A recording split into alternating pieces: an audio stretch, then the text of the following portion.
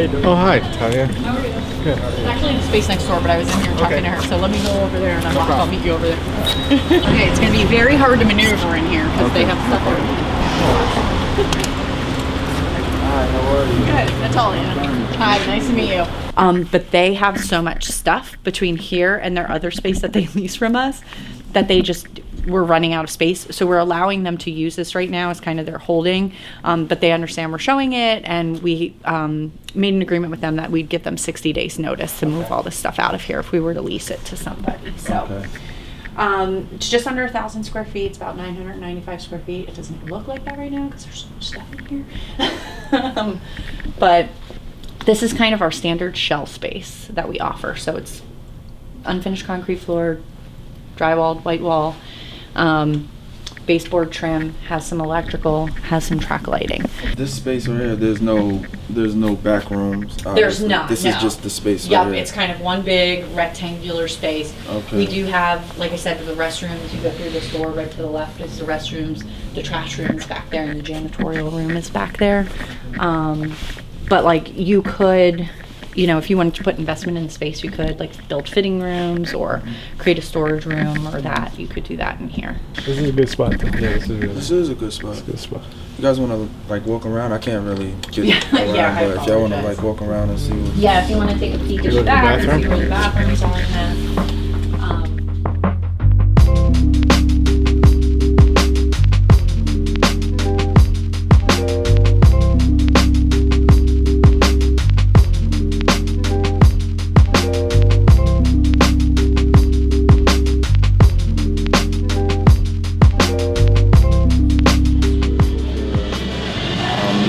For utilities. So that's your common area utilities like trash, water, sewer, things like that. Then you still gotta factor in electric on top of that. But that's it. So $2 a square foot. And what was it, 950 square feet?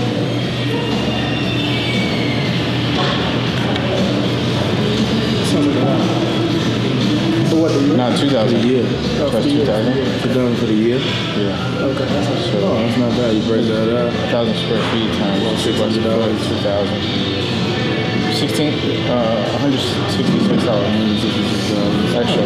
So you're at 16. You're probably looking at like 2,000 all in. So then you went to military after school? After high school? Didn't go into, I assume that's so you Yeah, not too much. Weird and tricky. That's awesome. But yeah, man. So I left, and then I went to the city and kind of got into a little trouble. Hence the wheelchair situation. Tell me, I got shot. are you serious? That too. You thought I got hit by like a bus or I something? have no idea. After I saw the military, I was like, this nigga got blown up. You said the military. Nah, man. I was into some things. Shit, what part of New York? Queens. Okay. Yeah, Long Island City, man. So. And then you got into drugs, let's say. Who, me? Yeah. What do you mean drugs? I don't know, selling drugs. Oh yeah, selling. Yeah, not taking. Yeah, of course. When you say got into drugs, that's I hear usually you. where we from. That's like, Yeah. you know what I mean? But yeah, man. I went out. I went, and if you want the whole story, I wanna know what happened. So all right, look, things weren't quite right at home. You know what I mean? Like, and I've always had like I guess what would you call it? A rebellious type of attitude as a kid. You know what I mean? I always felt like I was like a boss. You know what I'm saying? Even with my moms and everything. So at a young age, I guess my moms couldn't really, control me. I wasn't a bad kid, but she was a strict mom. You know what I'm saying? Yeah. So I had one job in my whole life, like one job. You know what I mean? I was in high school, and it was to fund my mixtape. You know what I mean? For music. So so I worked at. You remember New York Image in the mall? You're probably too young for that. Yeah, this is like in my day or whatever. So I worked there for like 2 months, and I put together a nice little team, a marketing team and everything, like in high school. And we sold my mixtape, little $3 mixtape. So it's called Who's Burner. All right. And we sold like 2,000 copies. What? Dead serious. Between the high school and the junior high school, and we even sold some of that ESU. Yeah. So I made like about a little over $6,000. And I paid everybody. Yeah. You know what I mean? And I kept like $4,000 for myself, paid everybody off for $2,000. And I'm like 16. Yeah. You know what I'm saying? So after that, I was like, I'll never work for nobody again in my life, ever. And I felt like a boss. You know what I'm saying? So me and my mom started bumping heads. Yeah. And then I was like, you know what? Fuck this. I'm out of here. And then I went back to the only place I knew, which was New York. That's where I'm originally from. And I went out there, and I actually got signed. You know what I mean? I got signed to a label called Predatory Records, a little independent record label, and they gave us some money. You know what I mean? And I was living the life. Like, we was living in Jamaica Estates, and you know, just living the life at a young age. I was 18. You know what I'm saying? So then we was just street kids though. You know what I mean? We was into the streets and all of that kind of like. We kind of fucked that pack up, you know what I mean? Just by being too into the streets and stuff. So that fell through, the deal, it fell through, but I had money left. So what did I do? I went to the streets and started hustling, you know what I mean? Where I'm from, that's the name of the game, you start hustling. And I got too big, too fast. The average kid my age was like either hustling for somebody or, you know what I'm saying, just trying to get in where they fit in. And I came in up here already.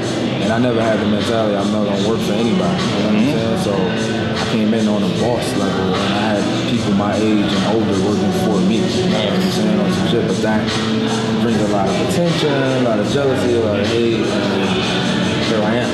You know what I'm saying? I got shot by somebody I knew. You know what I'm saying? Like, real shit. And that kind of like woke me up, but not really. You know? Like, it did something to me, but I wasn't ready to receive what was being handed to me, you know what I mean? Or the lesson in it. I wasn't ready to receive it. So I kept hustling. Wow. Yeah, kept hustling in the wheelchair, everything. In the jail, in the wheelchair. Like, yeah, fast. You got special treatment? You said what? You got any special treatment being in the wheelchair in jail? Low key. Yeah. Like low key. Like you get your own cell. Yeah. if that's special treatment, I guess that is. Yeah, when you gotta share with somebody all the time, it's ridiculous. But yeah, I was in jail for like a year. That's crazy. Yeah, you know what I mean? Just into the wrong shit, hustling and people snitching, and my life is real, bro. Damn. Yeah, I went through it all. Then I changed my life though. What was the turning point? Jail. The year that that I went in there for a year, and I said, you know what? I didn't get to the part where let's go back a little bit. I actually dropped out of high school. I was supposed to graduate in 03. So when I went to jail, I got my GED. So when I came out, went to college, and became the president of my college, like the student government president. Cool. Yeah. With no direction, you could kind of like, you know, do anything to try to be a boss. You know? Putting that energy in the wrong place. Right.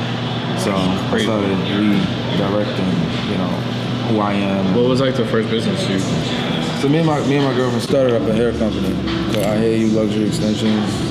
Did pretty Cool. well. It's still going. Nice. You know what I mean?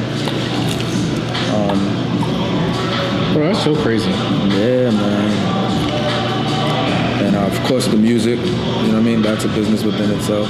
That's been going for so long. I had no idea. Yeah. That's what's up. Yeah, bro. Got a real story behind me. Like, this shit is crazy.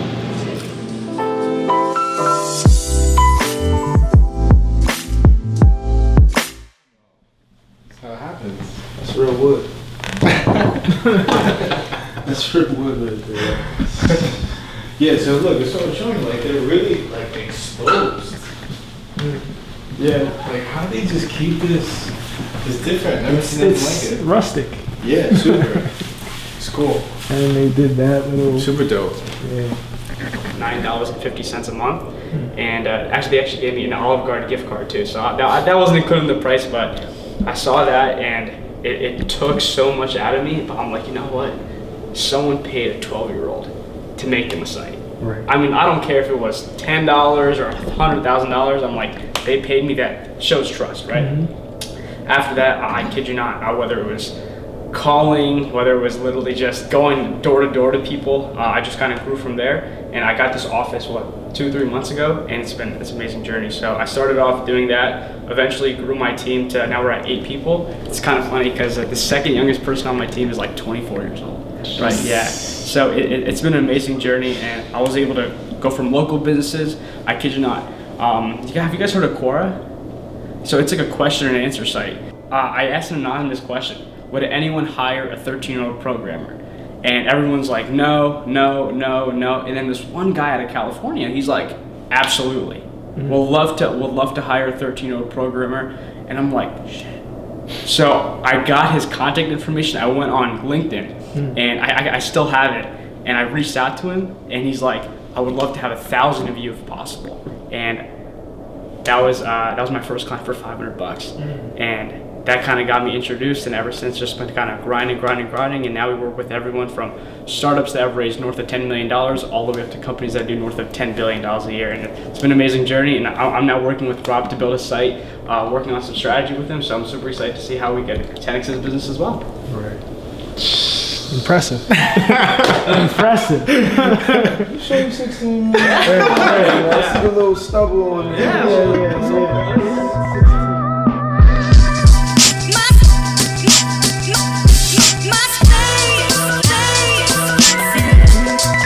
Alright vlog gang, I wanted to show you guys present Berna killing it from the Poconos. I love to see people from my area who are thinking in abundance and want to grow and build their businesses. So we're gonna open up soon a clothing store downtown Allentown. He's gonna open up a clothing store downtown Allentown. Met them 30 days ago through another friend, and we're doing so much business. Him, Chris, and I, it is incredible. So the takeaway there is get out of your house, go meet people. And we met at a bar, so just get out of your house, go meet people you don't typically hang out with.